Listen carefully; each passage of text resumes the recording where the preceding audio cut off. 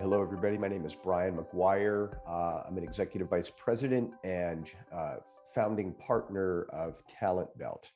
We're a direct sourcing advisory firm. Brian, thanks so much for making time to join us on the Ivy podcast. Excited about the conversation that you and I had planned to talk about all the great things you guys are currently building at TalentBelt. But before we do that, give us a thumbnail version of your career prior to that. Okay. Well, I got started with my career in the mid 90s in Silicon Valley as an IT recruiter. I'm probably dating myself there, but that was back around 1995. And by 1999, I'd started a staffing company in San Francisco with three partners. We specialized in SAP, and we had a very good run working primarily with customers in the United States. We sold the company in 2007. So from 2007 until roughly 2020, I was involved in selling enterprise managed service provider programs, recruitment process outsourcing programs, vendor management systems, applicant tracking systems, and doing solution design around that sort of thing. Finally, in 2020, we started TalentBelt, myself and three partners. It was during the COVID pandemic. And I think we collectively decided at the time that the staffing industry had become sort of outdated. It's about 75 years old if you look at its history. And we decided to look for a better way to engage workers, one that was less brick and mortar intensive, less human resource intensive, and something that was maybe more aligned with digital transformation, which was going on. So we launched TalentBelt. We've had quite a lot of activity. Direct sourcing is a very, very hot topic right now. Well, that's super cool. And thanks for sharing that a little bit about your background. So having spent quite a few years in talent acquisition and recruitment and staffing, you're now building something in direct sourcing for those who are not necessarily closely familiar with that concept, with that term. Tell us a little bit more about that. No, that's a good question, John. I appreciate that. So direct sourcing, if you ask 10 different people, you'll get 10 different definitions for it. So we are definitely working together with major providers in the industry to sort of standardize that lexicon. We would define direct sourcing, and I think our partners would as well, as basically engaging talent workers directly without an intermediary like a staffing company. So using your organization's brand to reach out directly to the worker and engage the worker for a contingent assignment. And more, we're seeing folks do this for full-time hiring as well. What's always been done for full-time hiring, but there's a thing called total talent, which basically blends them together into one door into your organization. So essentially, three main things need to happen. We use your brand. We curate the talent. By curate, that means manage them on an ongoing basis. And essentially, we're using technology to do that. And yeah, enough said on that. So direct sourcing, think of it as going directly to the worker. Well, that's very straightforward and relatively easy concept to understand. So tell us a little bit more about what is that opportunity that you saw in the market, especially in the current condition, that for you and your co-founding partners at TalentBelt, give you an indicator that there's definitely an opportunity for such service, and what is the ultimate value for the candidate as well? Well, yeah, that's really kind of a handful of questions. The opportunity we saw was, there was a lot of disruption. It became apparent during COVID that staffing was going to be impacted, and we saw a lot of staffing companies going out of business at the time. I was working for a major MSP, and a lot of the suppliers in our programs were struggling because as a result of COVID, the demand for labor really just fell off a cliff. And a lot of the staffing providers were sort of small local operations who were involved in leases. They had employees, so a fair amount of overhead that they needed to cover cost on. And it really was not a good model to go into a sort of COVID paradigm with. On the upside, we saw workers, particularly younger workers, starting to search for jobs on social media, being a lot more comfortable online looking for work. We saw organizations who have been through many iterations of managed service provider programs and recruitment process outsourcing saying, hey, I think we could do a better job with this ourselves in-house. Technology was available at the time as well. So we were just starting to see AI being used to match job descriptions against people in databases. So, I think it was sort of a perfect storm that COVID highlighted at the time. There were a lot of shortcomings, and we recognized, hey, the time is right for this. The technology's there. Culturally, people are ready to adopt this. And in the long term, it really serves the needs of digital transformation. It's more stable, it's more consistent, it's less subject to disruption. So, yeah, we went ahead with that model.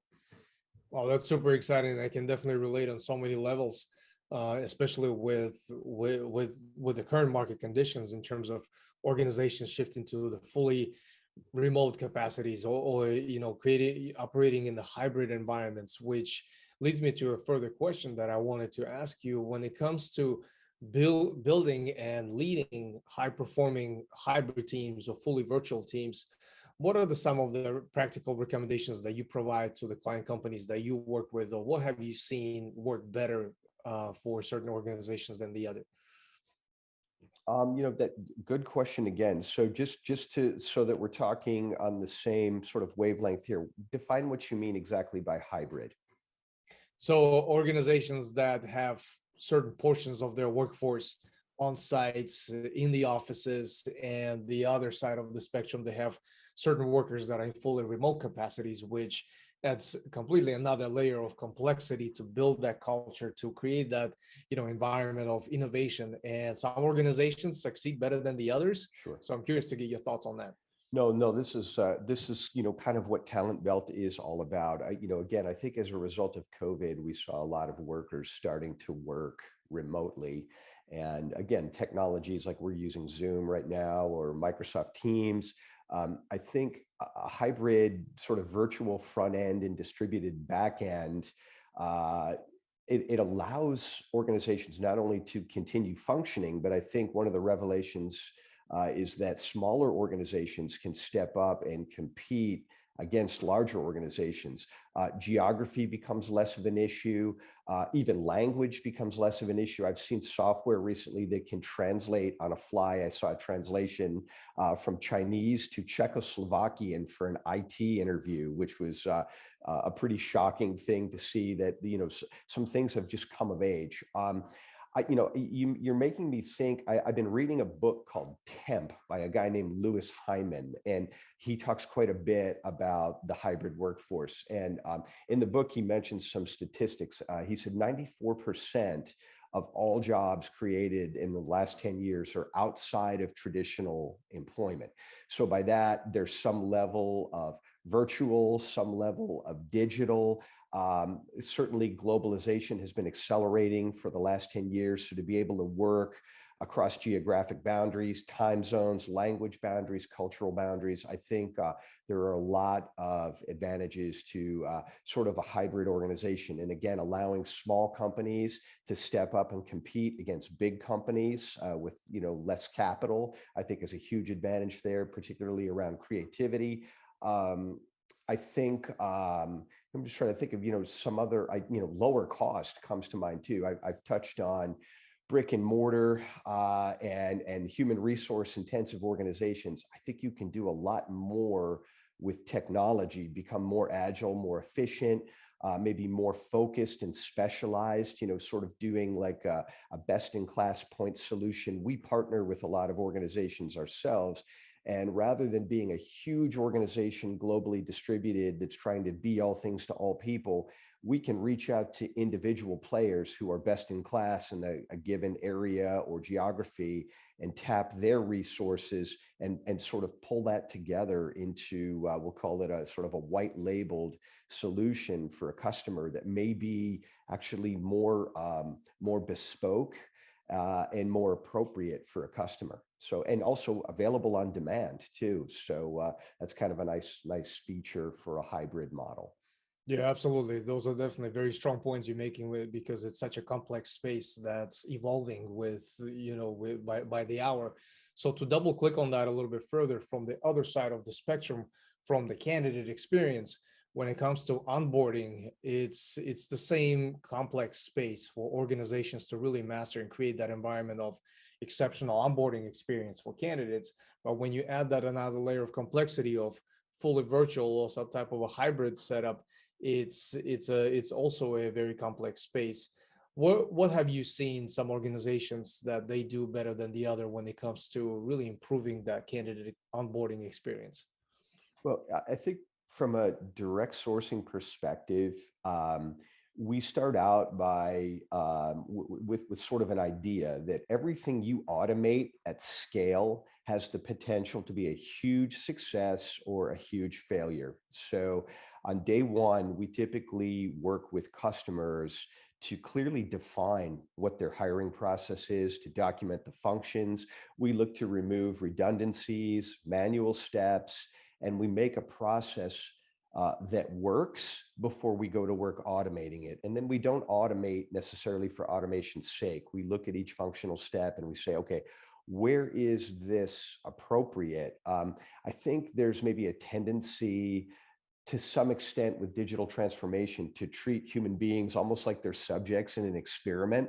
So we're trying to continue to treat them like human beings. And in, I guess the context of, if you look at candidate experience, everybody's talking about that today, except the candidate. So, I haven't seen a good study that says, okay, we surveyed this many candidates, it's statistically valid, this is what they're telling us. The best, and I wish maybe TalentBelt should do that study. Maybe that's a good takeaway here. But we look at this and say, look, I think the candidate onboarding experience should be like a new pair of shoes. If I put it on and I didn't notice anything, that's a good experience. If it hurt, if it didn't fit, that's a bad experience. And I think fundamentally, candidates are looking for a good job, fair pay, and no hassles getting there. So to the extent that you can deliver that by carefully thinking through that process, and again, not over automating, but putting automation where it's appropriate and then humanizing the process where it's appropriate. I mean, I don't know, John, you probably don't like talking to voice automation systems at your bank or anything. I know I don't either. So to the extent that we can use humor and not paint everybody with a broad brush, I think it's very beneficial. But again, at scale, the efficiencies that can be gained from doing this right out of the gate are fantastic. And you can even use the experience to become sort of an ambassador for your brand. If somebody likes the experience, there's a pretty high probability that they may be a customer too, or they know people who are. So you obviously want to be very aware of that fact. You want things to be as flow as seamlessly as possible and as positively as possible, because you can win people over by doing that. Humanizing aspect definitely stands out as you were covering, that very complex and fully loaded area that we could probably spend the rest of the episode talking about. But it definitely resonates in terms of really leveraging technology, but at the same time, not overlooking such a, rudimentary concept of humanizing and just basically going through that process as you onboard, your candidates. And furthermore, on the other side of the spectrum is the interview process, which is also very, very subjective and also very complicated. And from my past experience, I've been on different sides of the equation as a candidate myself, and I'm sure you have as a hiring manager and also on the staffing side. And it boils down to a few concepts where I've seen interviews mostly based on what are the weaknesses that we can tolerate in that particular candidate versus what are the strengths missing on our team. What are your thoughts on improving the interview experience from both perspectives of the hiring manager and the candidate? Well, I think really for both the hiring manager and the candidate, a sort of a trend that I'm seeing, which I hope continues, is that I think in the past, there's been a lot of emphasis placed on pedigree, on where somebody went to school, maybe where they worked, how many years of experience do they have, are they a PhD? And that may or may not correlate to the actual work being performed. And I'm aware of a company in the industry called Filtered, for example, and they have a philosophy and a product that allows them to go into an organization and say, hey, let's look at all of the people that you didn't hire for specific roles. Let us test them objectively with tests that we develop for your specific hiring needs. And I know, talking to one of their co-founders recently, he came back to me and said, we've been doing this, and we went to a major Fortune 20 company and found that 80% of the people they rejected were able to be hired for roles after this, the tests that we put together. And these are not easy tests. These are tests that just more accurately align the skill set that they're looking for. And they go after a population without a bias up front about pedigree and about what that person may have done in the past. So I think to summarize what I'm saying here, I think a lot of candidates get overlooked and they get sort of typecast. And to the extent that we can objectivize, to use, I don't even know if that's a word, but create tests that test appropriately for a role, I think we're overlooking so much talent out there. And again, I've already talked about humanizing the process for the candidate. One thing that comes to my mind is I wouldn't waste candidates' time up front with a lengthy interview, whether it's in person, online, automated, whatever. I'm a big fan of using sort of knockout questions early in the process and start narrowing this down. Let's spend 10 minutes. If you're a Java developer, let me have you write a couple lines of code based on, a situation that I give you, or maybe I can ask you a few questions. It won't take more than 5 minutes of your time. And I can look at what you've done and decide who I want to bring back in for a lengthier interview. And then I think also setting clear expectations about what's going to happen, what's the time commitment, following up with candidates. I can't tell you how many candidates we run across who say, nobody spoke to me. I submitted my resume. I never heard from anybody again, or I went through an interview. I never heard from anybody again.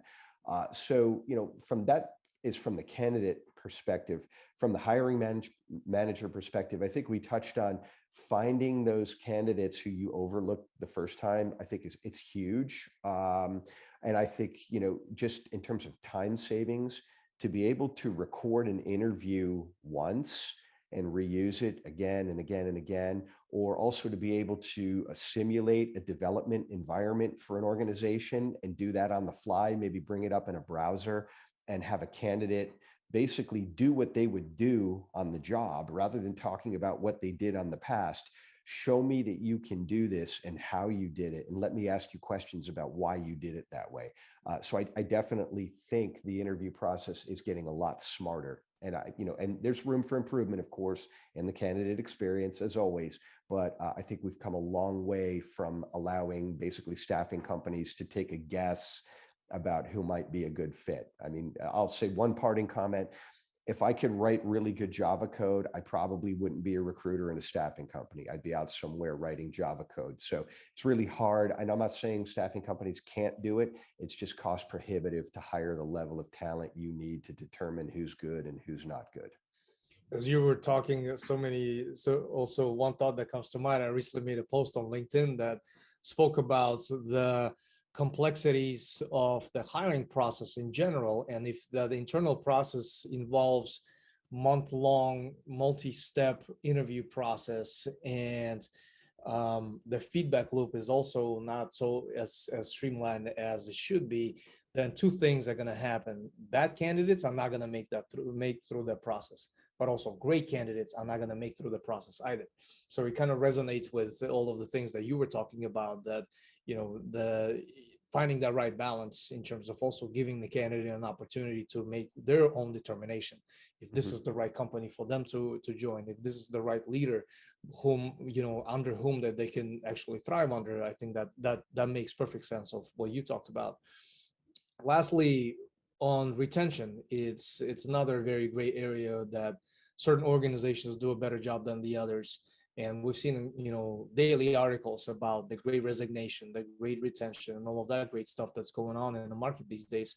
Share your personal thoughts on just overall improving the space of retention and creating an environment where the top talent will definitely thrive. So yeah, no, that's a great question. And to some extent, retention is the responsibility of the employer. We have found that just being very clear with a job description about what the workers should expect so that when they're actually on an assignment, it's as described. I think you can even virtualize the environment that the worker will be working in so that they can, during the interview process, get a feel for, okay, this is what it's going to look like where you work.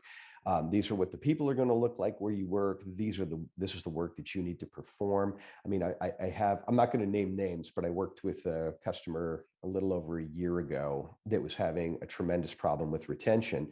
And not only did they have 12-hour shifts that they were unwilling to be flexible on, nobody wanted to work a 12-hour shift. But when we went and took a look at the work environment itself, it was a terrible work environment. And so for them, we said, guys, you need to probably fix the work environment to some extent. And if that's not possible, I think that you need to acknowledge that in your job description and maybe compensate workers for that. They had almost 100% attrition rate, so the cost was very high in that scenario.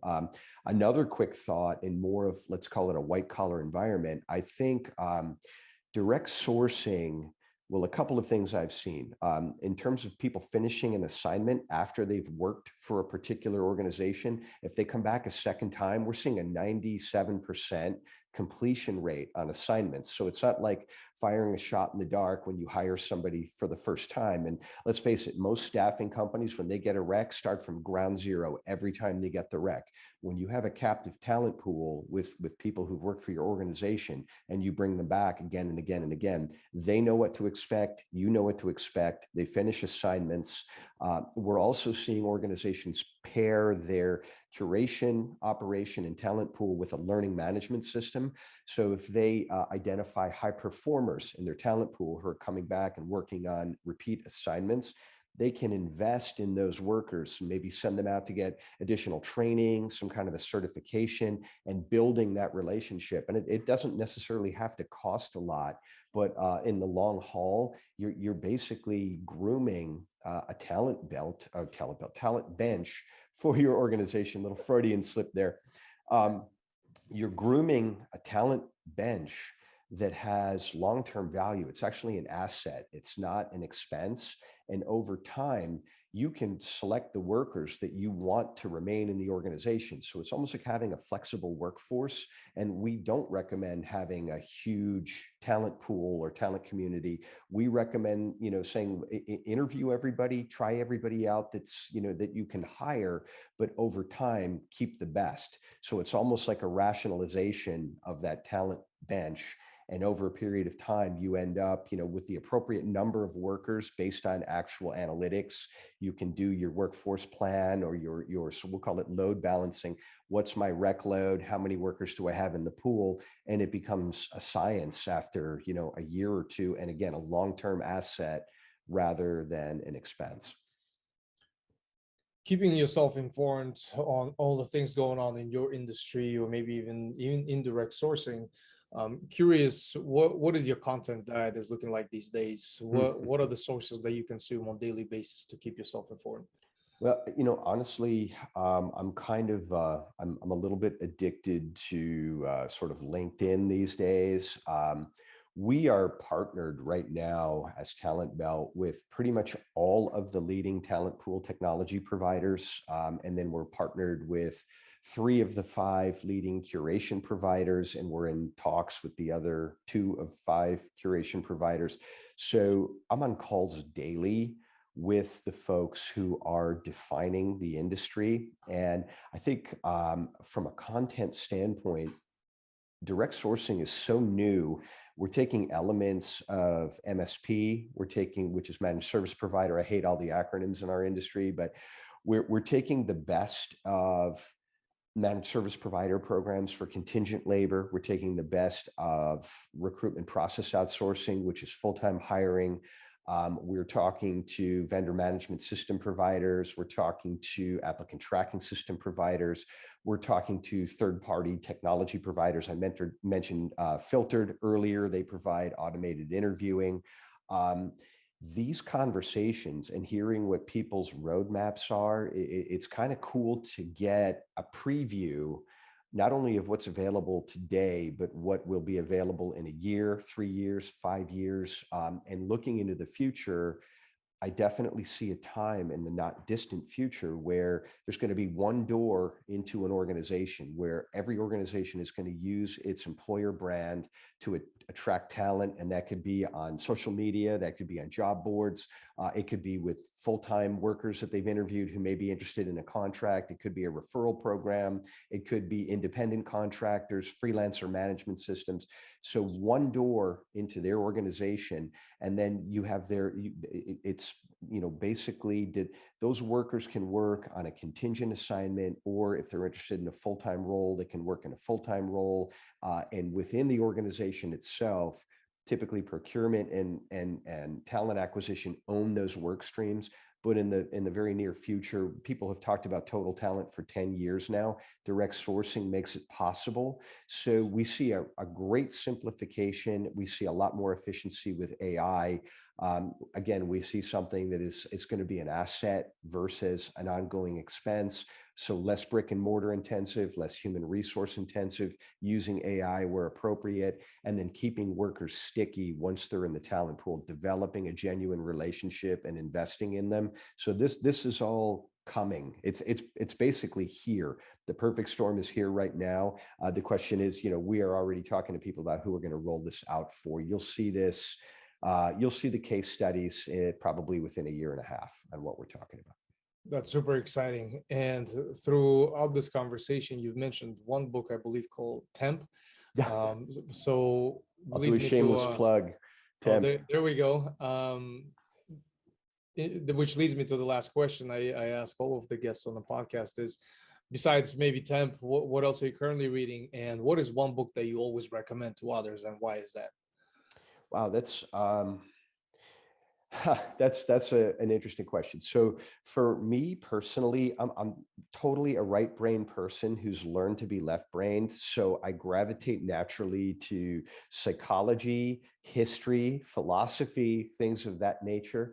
I would recommend this book, Temp. It looks at our entire industry, and it starts really in the 1700s with a concept called the industrious revolution, not industrial. So there was a time in the 1780s where people basically left the farm where they worked for themselves, and they were the sort of owners of their own destiny, and everybody moved into cities. Then we had the industrial revolution, then we have the information revolution. And if you look at sort of what's happening like they do in this book, one theme has been consistent, really a couple. There's been a polarization of wealth, which I think a lot of people would not deny. And I think that the book looks at what role did temporary staffing play in this. And I think maybe an error in the book is they sort of blame temp staffing. They blame McKinsey and Manpower for a lot of the trouble in the world.